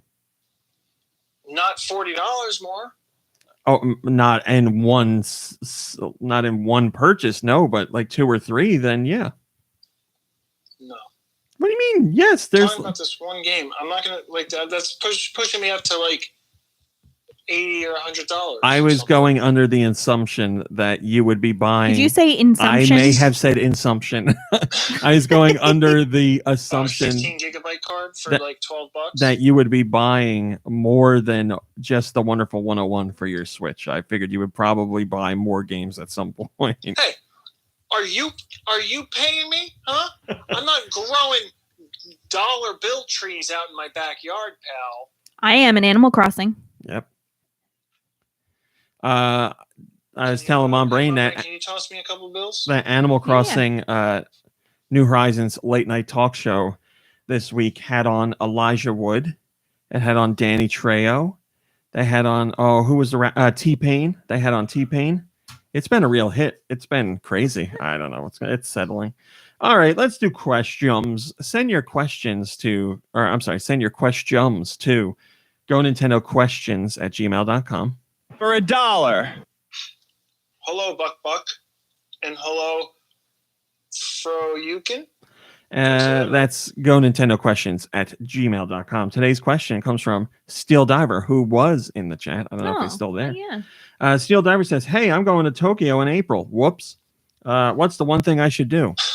I don't know. I've never been to Tokyo. Drift, I guess. That's big over there. Stay inside. Yeah, I wonder if Steel Diver went. If he's in the chat, please let us know. Yeah, I don't know what to do in Tokyo. What a something Watch anime. Yeah. Go to eat mochi. Go to a game retailer. Dress up in a fun outfit. Go to one of those restaurants where you eat out of toilets. Yes. Listen. Now we're talking. In seriousness, if you want to know what to do on a trip, you buy the Rick Steves travel guide and you're set. Rick Steves will take care of you. I did Prague with Rick Steves. I did Paris with Rick Steves. I did some of Germany with Rick Steves. He's excellent. All right. Thank you for the question, Steel Diver. We also have our Patreon question. If you want to join the Patreon, go to patreon.com/GoNintendo. It's just $1. For $1. There we go. Jesus. What is that? What does a tickle in your throat have to do with you pressing a button? I was worried about getting it down. I gave you the perfect for $1 opportunity. Yeah, it's just $1. And today's Patreon question comes from Autumnal Blake, and he's back again with another round of quick fire questions. Oh gosh. There are 20, so I guess we'll do 7, 7, 6. Can you go first, Robbie? Yeah, I'll go first. Okay. So Who's gonna read them? 1 through 7, please, Mom Okay. Brain. Best fried food. Rapid fire. I'm trying to think what This I is eat rapid that's fried. fire. Wow, this Funnel cake. What are you talking about? All right, funnel cake, he says. What is Link's favorite food? Long on milk. Funnel cake. Best KK Slider song? Bossa Nova. Favorite pun? I don't have one. You're doing 7, right? Yeah. Okay. Rate Shigeru Miyamoto's sense of fashion. 10 out of 10. Favorite Clubhouse game? 10. Oh, that's not in the original one. Oh God. I don't know. What are we playing? What's in the original one? I don't remember. Play poker. Sure, poker. Current most anticipated game.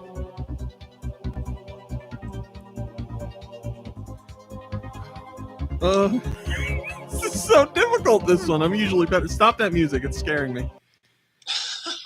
I love it.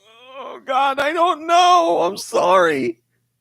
My brain, make him answer all the questions. It's the one with the it's 8-bit and it's about mechs and the little guy gets out like Blaster Master, but I don't remember the name of it. Oh no. God damn it. The one from Yacht Club Games. The retro looking one from Yacht Club Games. Great story. Don't remember the name of it. All right, give me the phone. I did terrible. What's wrong with you? Oh, you're right, Reggie. All right, Mom Brain, are you ready? Yeah. Best herb. Lavender.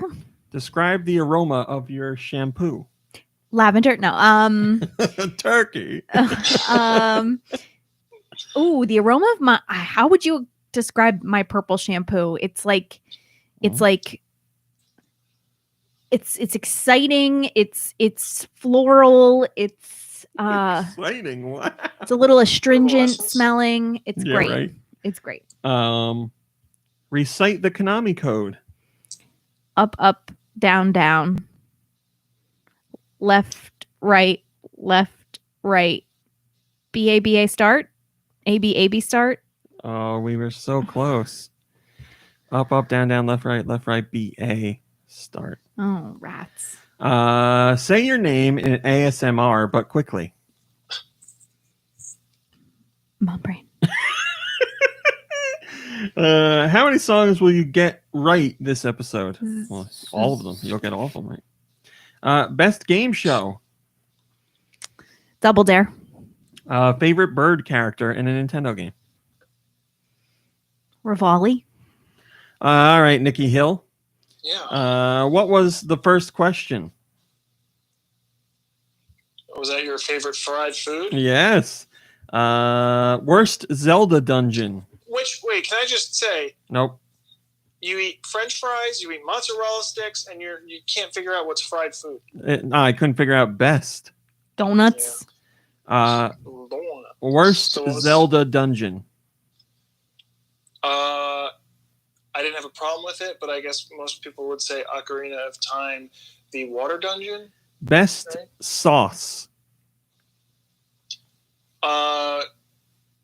The mayo ketchup stuff that they make now. Mayo chop. What character from Mario would you cosplay best as?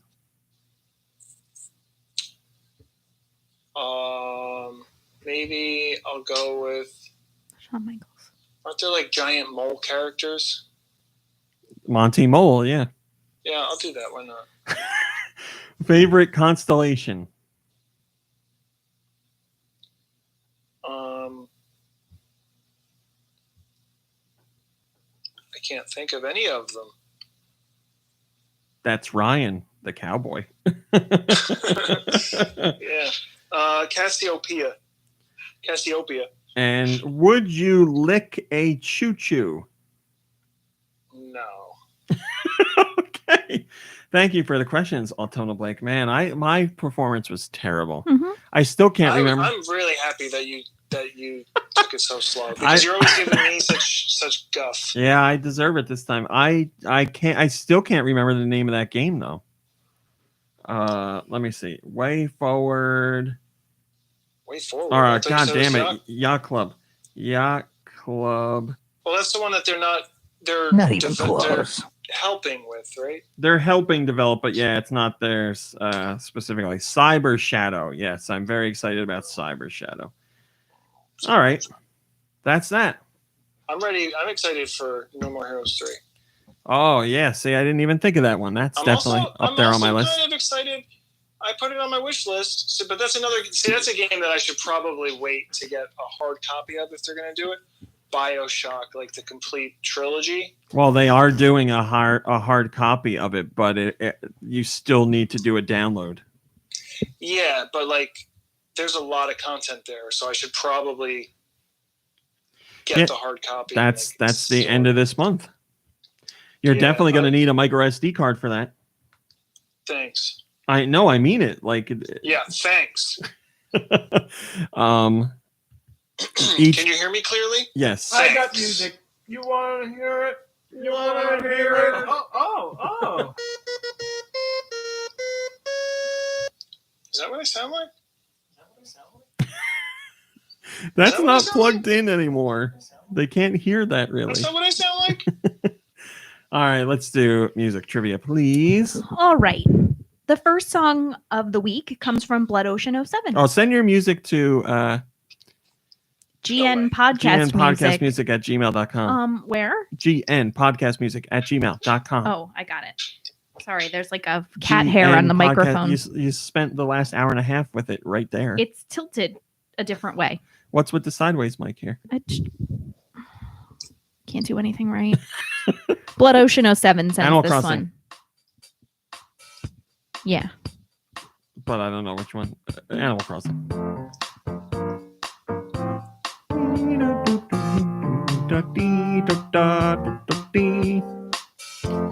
Yeah, on the cube. Just the original. Nice. All right, that was from Blood Ocean 07, and it was Animal Crossing. This one Did comes. you have Animal Crossing? No. Yeah.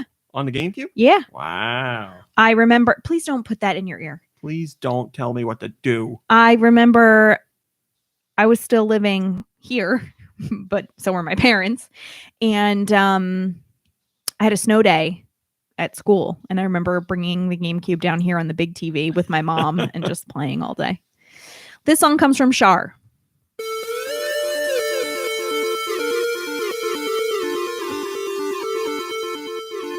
I know this. I think so.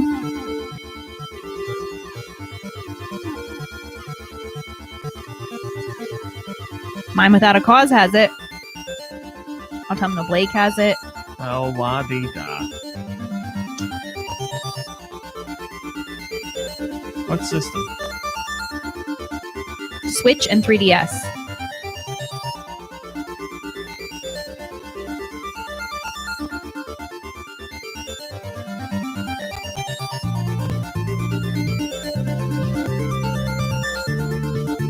God damn it. Language. What'd you prefer?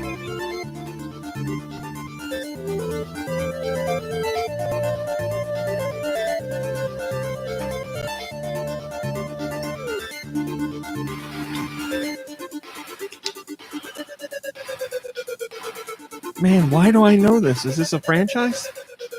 I don't think so. Go ahead. I don't know.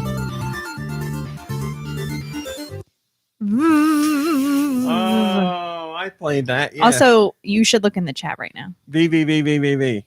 No, because I don't want to be accused of cheating. It's a picture of you, and it's great. You can look now. There's no music playing. I'll wait. Go. Just go. Our next song comes to us from Glitter Bubble 3.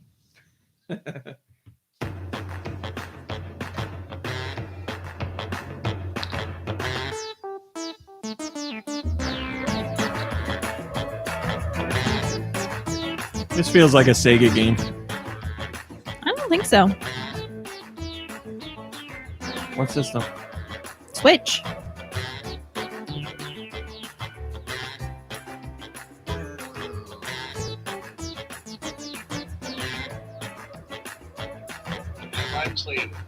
I don't think so.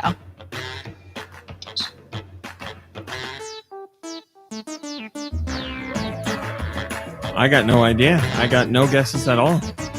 A puzzle game. I don't know. It's not a puzzle game. I don't know. Give up? Yeah.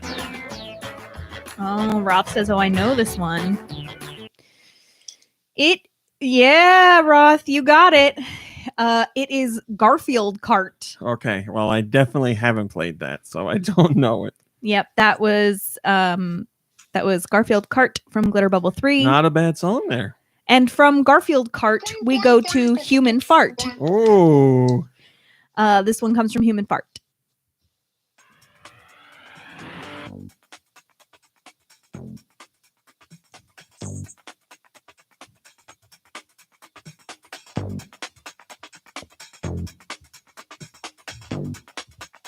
Not a lot going on in this one.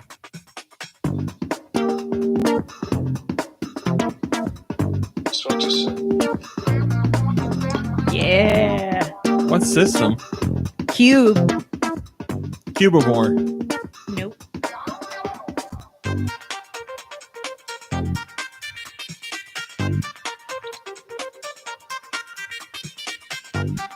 Franchise? Mm-hmm. Mega Man. Nope. It's only one. Not first party, right? No. I think it's EA. The Sims. SSX tricky.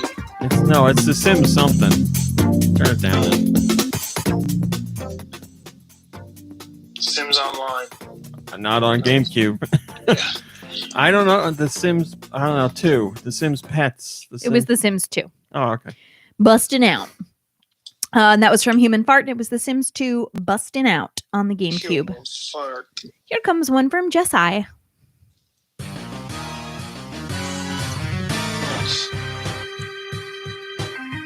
I know this. Oh, is this Mario or Luigi's Mansion 3? Nope. Broyukin's got it. Is this GBA or DS?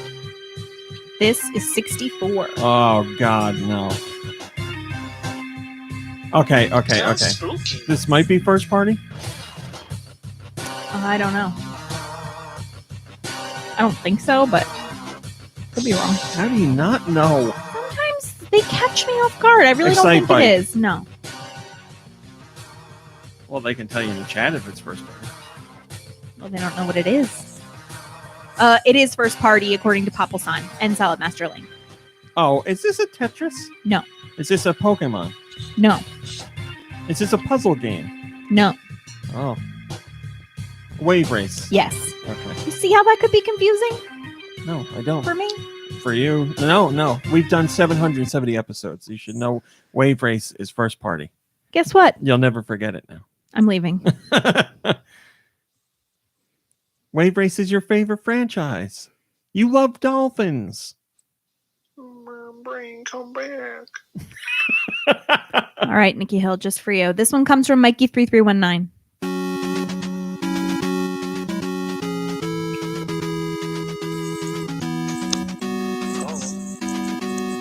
Wuzzle. This is actually NES. Uh-huh. I don't know. Willow. No. Dragon Warrior. No. Street Low G Man. No. Okay, is it Capcom? I'm not convinced on that. I don't know. Metal Gear, Konami, something. What is going on over there? The Yellow Wolf is correct. And Froyukin says it's Capcom. Street Fighter 20, whatever. No. Is it licensed? I don't think so. Gun.smoke. No.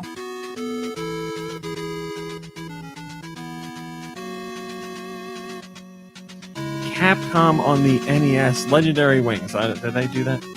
If they did, this is not it.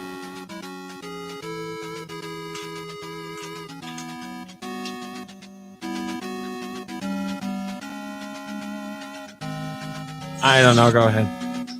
It was Strider. Oh, damn it. Uh-huh. Can't believe I didn't get that. That was Strider from Mikey3319. Here's one from Nate or Die. Sounds like a sports game. It's not.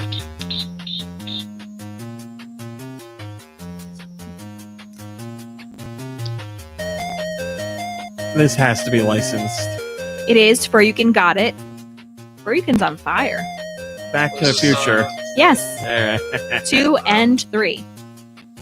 That instrument. Yeah, that instrument, whatever it is the signature of a licensed game. All right. On the NES, anyway. That was from Nate or Die, and it was Back to the Future 2 and 3 on the NES. The next song for today comes from Autumnal Blake.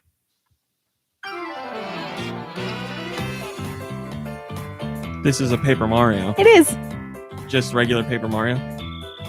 All right. Super Paper Mario. No. Paper Mario 1000-Year Door. No. Sticker Star. It is Sticker Star.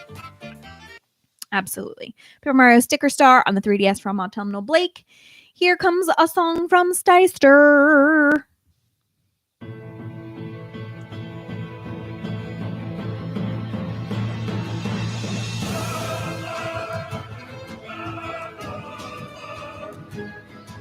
Steister predicts you'll get it.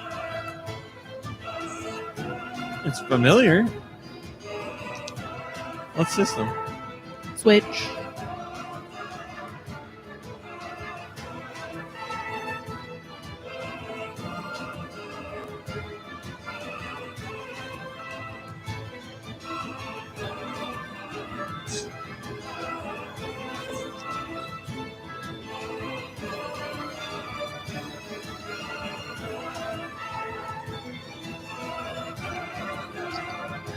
Is it first party?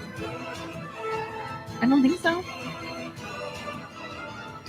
says they can barely or is it? Maybe they're the only one that can barely hear.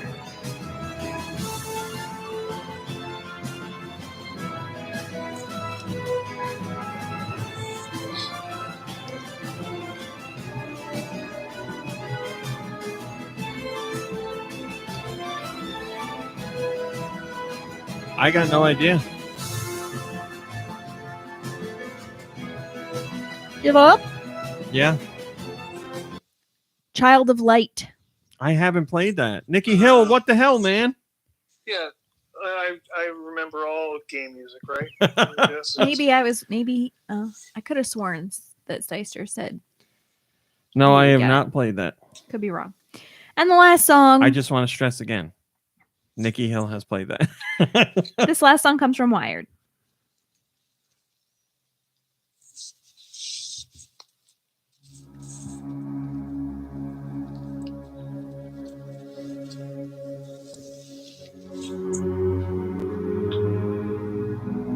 This is familiar too. Shadow Man. No. Very ambient. Metroid Prime something. Oh, yeah. Good guess, but no. Why do I know this? What system? Switch.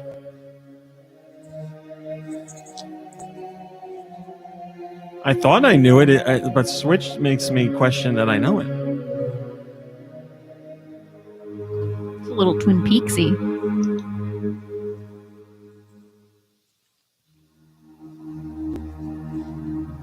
Oh, what's that game? Oh, what is that game that you told me to play?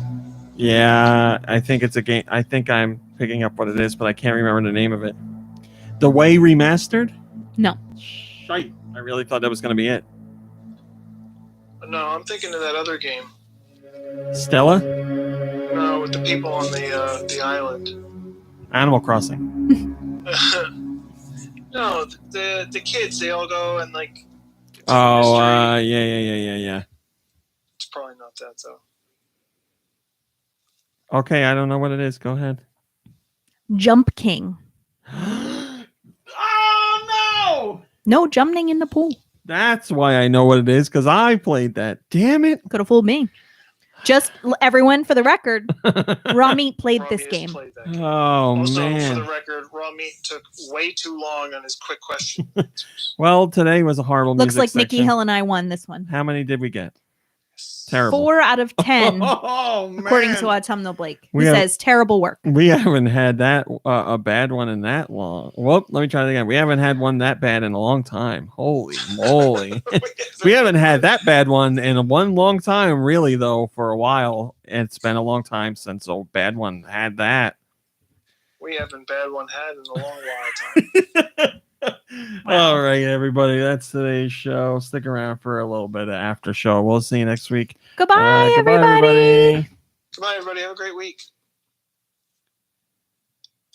After show. I found out that you can right click and it does the same thing as left click on some of these things because my other click don't work. What? The left click on this mouse just doesn't work. Why don't? Do you want me to put a new one on our target order? No. Yeah, we say water in this house. Water. It depends on where you're from. Thanks, highly unlikely. Fun fact, Jerry the King Lawler touched this shirt. Canadian Rambo, I'm going to check out this song as soon as we're done with a little bit after chat. Fro, you can nice job on the music, apparently, according to Mom Brain. That's excellent. Yes, there were 2 questions this week, an email one and a regular one. Autumnal Blake. The one was about Tokyo and the other one was about you. Yes, Nikki Hill. 64 gigabyte or a 128 gigabyte? I mean, I would go all out on the 128. Because I currently have 2 64 gig cards. Who makes it? This is a SanDisk. It actually has a mushroom on it. It says Nintendo Switch. Well, don't. You should be able to get one cheaper than that. Then you're paying extra for the little imagery. At least you used to be. Son has a 512. I don't have that kind of money. Yeah, I just wouldn't buy the official branded one because not that it doesn't work. It's fine. It's just you're going to pay extra for that. You sure about that? Fro Yukin says don't get the Nintendo branded one. Yeah, I remember them specifically being like $20 more expensive. I don't know where he is. It was only It's only $27 for 128 gig.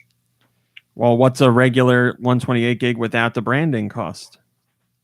I'm trying to find that. Did they say hello to you, Awake Ninja? Because if they didn't, hello, Awake Ninja. I mean, with SanDisk, you're paying for the label, right?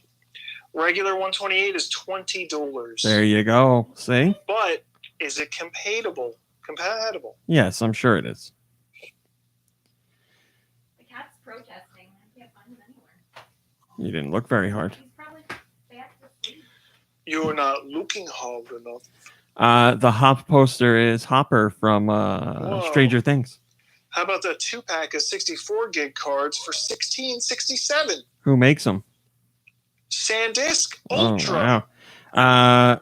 Did I finish Xenoblade 2? Yes, I finished Xenoblade 2.